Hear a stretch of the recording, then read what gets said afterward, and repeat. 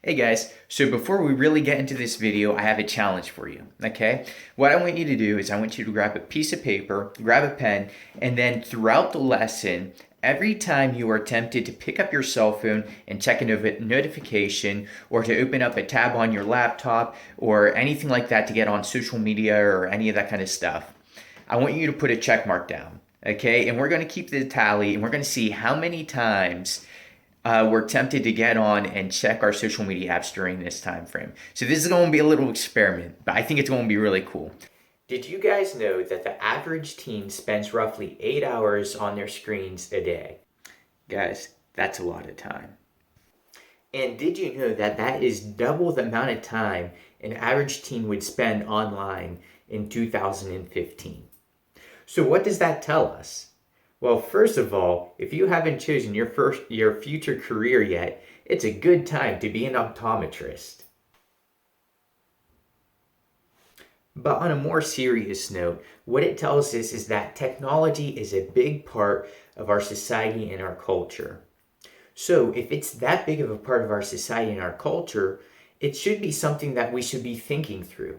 So, what does this tell us about ourselves and what does this tell us about technology? Well, first of all, it tells us that the technology that we have and the apps that we use are a big part of our society and our culture. But it also tells us that those are big parts of ourselves in our own lives as well. I mean, how else are we going to be making those golden memes or sending those snaps or putting on those puppy dog ears? But guys, my dudes, please do not give in to the puppy dog ears. They will haunt you. So, if technology has so much time, takes so much time of our lives and is such of a big part of our lives, then we know that it's also going to have a big effect on our lives and who we are as individuals. I mean, think about the friends that you have. You know, the friends that you spend time with and that you text back and forth with and you hang out with and all this kind of stuff. The friends that you have, you know that they have an effect on who you are and the kind of person that you're becoming. You know, sometimes they'll encourage you and strengthen you and help you to be a better person. Sometimes, if they're not great friends, they can also drag you down and influence you to make decisions that you really know are not smart decisions. Another example, think about the family that you are constantly around. You know, they have an effect on the things that you're thinking, the way that you're feeling, and even on the things that you do. So, in a similar way, we know that the social media that we have and the technology that we're constantly on is also going to have an effect on who we are and what we become. So the question I want you guys to ask yourselves is, how is the technology and the social media apps that I'm using having an effect on who I am and who I'm becoming? In their book, The Digital Invasion, Dr. Archibald Hart and Sylvia Freed reported that the technology we use and how we use it can actually have a physical effect on our brains, like the actual brain that is inside of our skulls. Neuroscientists have discovered that our brain has a thing called plasticity to it, which basically means that our brains have the capacity to be molded and changed by the things that we feed into it. Now, this is especially true for those people who are in their teenage years, for you guys, because your brain is going through a process that's called pruning. Pruning, makes me think of hedges. See, coming out of childhood, our brains actually have more neurotransmitters than it actually needs, because our brains have a certain capacity, a limit, so to say. So what the brain does is it looks for the areas that are being used less, and it actually shuts off the neurotransmitters in that section of the brain so that the areas that you're feeding into can continue to grow and develop. Now, how does that have an effect on us?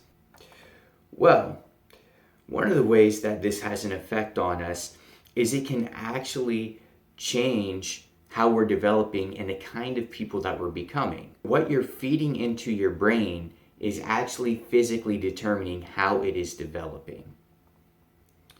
So what this can do is this can affect and change the way we're able to think and process things. our level of intelligence and the things that we are intelligent in. It will change those kinds of things, our capacity to learn, so to say. It also can have an effect on how we can memorize and retain information, which, trust me, as you guys know, I mean, that memorization thing and memory thing, that can be a problem for me at times. I think it's the cell phone. But other areas of the brain that can be affected by this, the creativity centers of our brain and our ability to imagine and create things can be changed and molded by what we're feeding into our brains and how much of that we're feeding into our brains. Other things that this can affect is the social aspects of our brain, how we interact with others. It can change the way that we relate to other people and the forms which we connect to them through. How can we connect to them? Well, media can actually change the ways we connect, whether it's in person or whether we connect better to them through a text or something like that. It actually can change the way that we can communicate with each other effectively.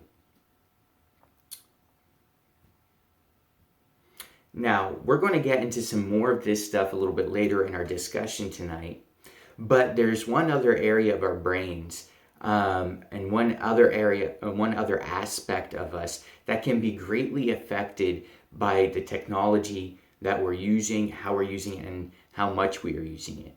And believe it or not, that is the spiritual aspect of us.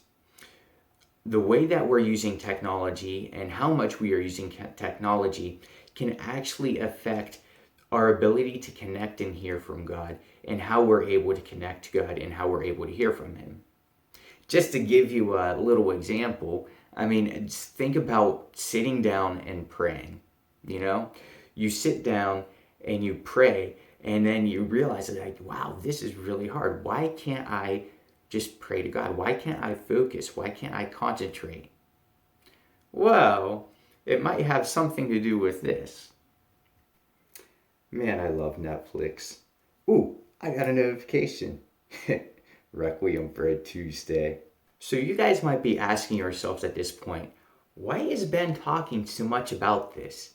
You know, how does this connect to like church? How does this connect to our relationships with God? You know?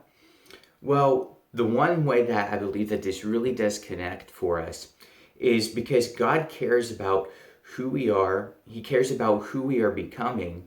And He also cares about the things that we're thinking about and the ways that we're spending our time, because He knows that those are the things that are going to have a big effect on us and are going to shape us into who we are. In Ephesians 5:15, it says, "So be careful how you live. Don't live like fools, but live like those who are wise, making most of every opportunity in these evil days. Don't act thoughtlessly, but understand what the Lord wants you to do." So what we see is that God wants us to live wisely, and part of living wisely is how we use our devices and also how much we are using them. So what I want you guys to ask yourselves is, am I being wise with how much I am on my cell phone? Am I being wise with how much I am looking at Instagram, or how many snaps I'm sending back and forth and everything, and how much I'm giving that my focus and my attention? Am I being wise with my media and technology use? But I also want you to note again verse 17. It says, "Don't act thoughtlessly, but understand what the Lord wants."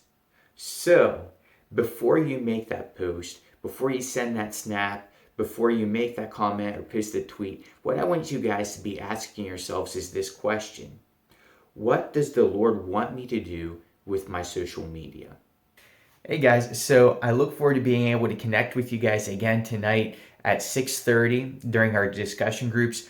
And I'm looking forward to being able to hear your own thoughts and your own opinions on how technology is affecting us as individuals, but also how can technology be affecting us in our spiritual lives and in how we're connecting with God and how we're able to connect to Him and how we're able to hear His voice in our lives. So I want you guys to be thinking about those questions. And again, I'm looking forward to the discussion.